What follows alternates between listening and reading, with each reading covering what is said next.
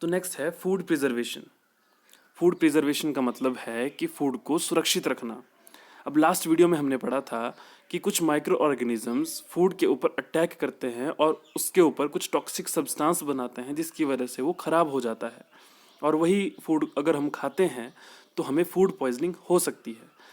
तो चैप्टर 1 में हमने ये पढ़ा था कि जो बीज होते हैं, ठीक है, चैप्टर 1 में हमने ये पढ़ा था कि जो बीज होते हैं उनको कैसे स्टोर और प्रिजर्व करके रखा जा सकता है। पर मेन क्वेश्चन ये है कि जो आपके घर पे कुक्ड फूड होता है, मतलब ऐसा खाना जो पका होता है, उसको हम सुरक्षित कैसे रख सकते हैं। आपको पता होगा कि जो ब्रेड होता है उसको अगर हम ऐसे ही खुले में रख देते हैं तो वहाँ पे नमी होने की वजह से जो फंगस होती है वो उसके ऊपर अटैक करती है और उस ब्रेड को ख़राब कर देती है। ठीक है, जो माइक्रो ऑर्गेनिज्म है बेसिकली वो हमारे फूड को ख़राब कर देते हैं, और जो खाना ख़राब हो जाता है वहाँ से बैड स्मेल आती है और उसका टेस्ट भी ख़राब हो जाता है और उसका कलर भी चेंज हो जाता है। मतलब जो ख़राब खाना होता है वहाँ से गंदी स्मेल आती है, उसका टेस्ट भी ख़राब हो जाता है और उसका कलर भी चेंज हो जाता है। तो क्वेश्चन ये है कि स्पॉइलिंग ऑफ फूड, कि खाना जो ख़राब हो जाता है क्या वो एक केमिकल रिएक्शन है या नहीं। मतलब जो पका हुआ खाना पहले ठीक होता है वो एकदम से ख़राब हो जाता है, तो क्या ये केमिकल रिएक्शन है या नहीं है। अब जो पहेली है वो बाज़ार से कुछ आम खरीद के लेके आती है, मैंगोस, ठीक है। तो पहेली बाज़ार से कुछ आम खरीद के लेके आती है घर पे और उनको खाना भूल जाती है। तो कुछ दिनों के बाद जब उसको याद आती है तो वो जब मैंगो को देखती है तो उसने ये नोटिस किया कि वो तो ख़राब हो चुके हैं, वो तो सड़ चुके हैं।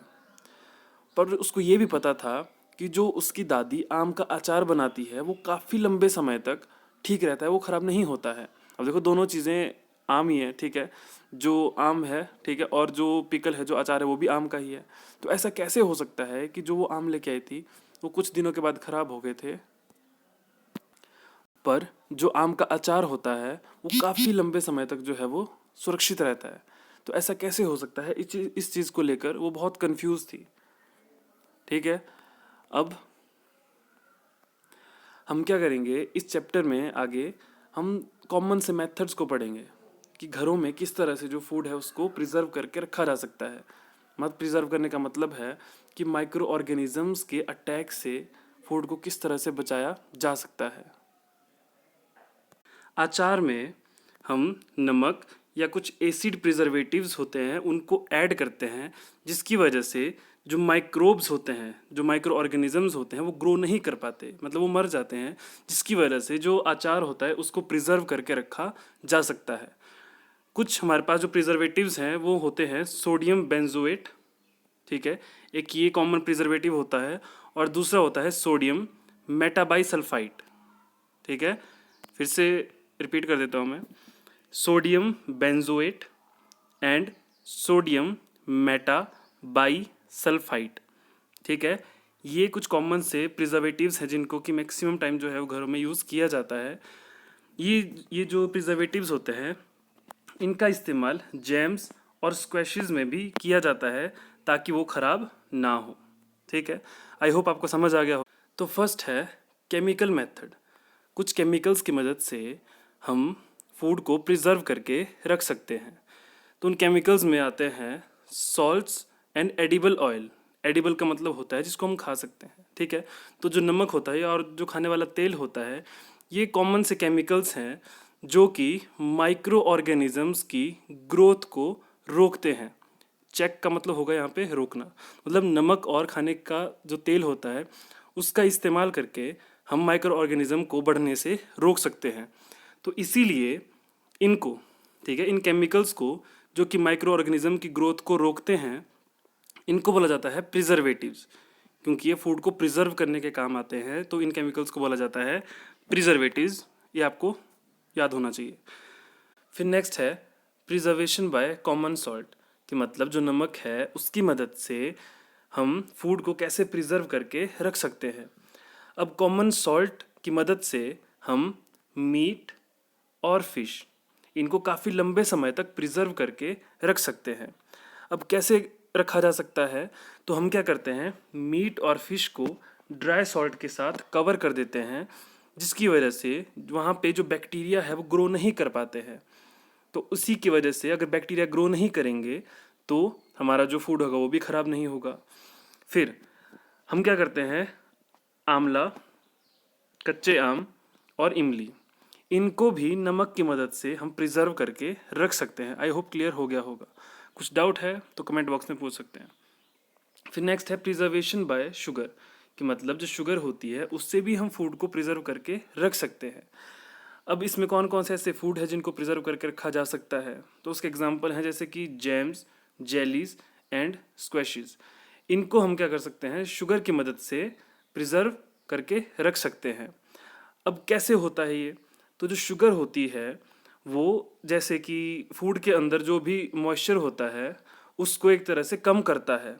आप ऐसा मान के चल सकते हो कि जो शुगर होता है वो नमी को सोख लेता है, जिसकी वजह से जो बैक्टीरिया, ठीक है, बैक्टीरिया जो कि फूड को ख़राब कर सकते हैं वो ग्रो ही नहीं कर पाएंगे, जिसकी वजह से हमारा जो फूड होगा वो भी ख़राब नहीं होगा। आई होप क्लियर हो गया होगा। नेक्स्ट है preservation by oil and vinegar.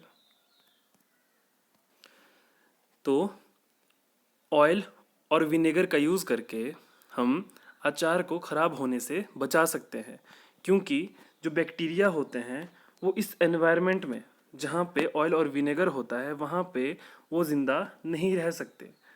अगर वो ज़िंदा ही नहीं होंगे तो वो एक्शन भी नहीं करेंगे, ठीक है, और हमारा जो फूड है वो भी ख़राब नहीं होगा।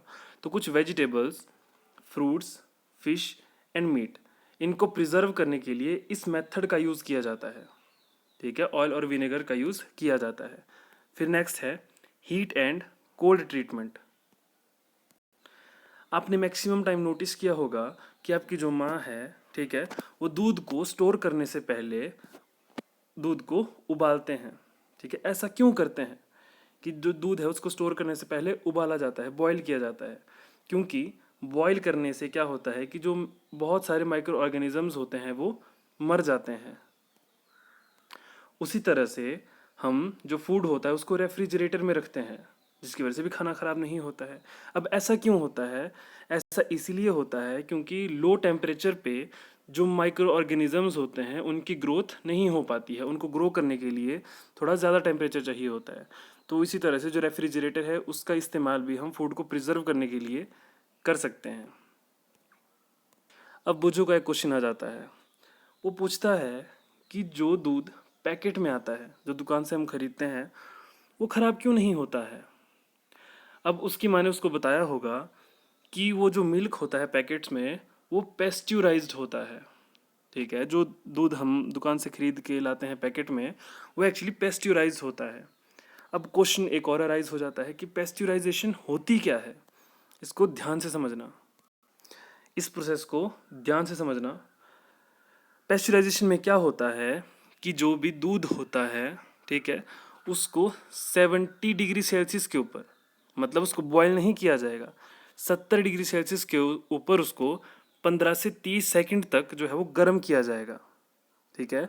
15 से 30 सेकंड तक उसको 70 डिग्री सेल्सियस के ऊपर गर्म किया जाएगा, जिसकी वजह से जो उसके अंदर जो माइक्रो ऑर्गेनिज्म होंगे वो मर जाएंगे, ठीक है। अब जैसे ही 15 से 30 सेकंड हो जाते हैं तो उसको एकदम से ठंडा कर दिया जाता है, ठीक है। तो इस प्रोसेस में क्या होता है कि जो भी माइक्रो ऑर्गेनिज्म होते हैं वो मर जाते हैं। एक्चुअली इस प्रोसेस को डिस्कवर किया था लुइस पेस्ट्योर ने, इसीलिए इस प्रोसेस को नाम दिया गया पेस्ट्योराइजेशन, ठीक है। इसी साइंटिस्ट के नेम के ऊपर दिया है, पेस्ट्योर के ऊपर पेस्ट्योराइजेशन। आई होप क्लियर हो गया होगा। तो अब आप भी बाकी लोगों को बता सकते हैं कि जो पैकेट में आने वाला दूध है वो ख़राब क्यों नहीं होता है, ठीक है। फिर नेक्स्ट है स्टोरेज एंड पैकिंग। आजकल देखो क्या हो रहा है कि जो फ्रूट्स हैं, ठीक है, जो ड्राई फ्रूट्स हैं उनको हम सील्ड एयर टाइट, ठीक है, मतलब ऐसा पैकेट जिसमें एयर ना के बराबर होती है, उस पैकेट में ड्राई फ्रूट्स और यहाँ तक कि वेजिटेबल्स को भी बेचा जा रहा है, जिसकी वजह से क्या होता है कि जो माइक्रोब्स होते हैं वो उनके ऊपर अटैक नहीं कर पाते हैं, क्योंकि देखो माइक्रोब तभी अटैक कर पाते हैं अगर थोड़ी सी नमी रहे, ठीक है, या टेम्परेचर ज़्यादा हो। तो वहाँ पे तो एयर भी नहीं होगी तो ऑब्वियस सी बात है नमी भी नहीं होगी, जिसकी वजह से जो माइक्रोब्स है वो अटैक नहीं कर पाएंगे और हमारे जो फ्रूट्स और वेजिटेबल्स हैं वो भी प्रिजर्व रहेंगे। आई होप क्लियर हो गया होगा।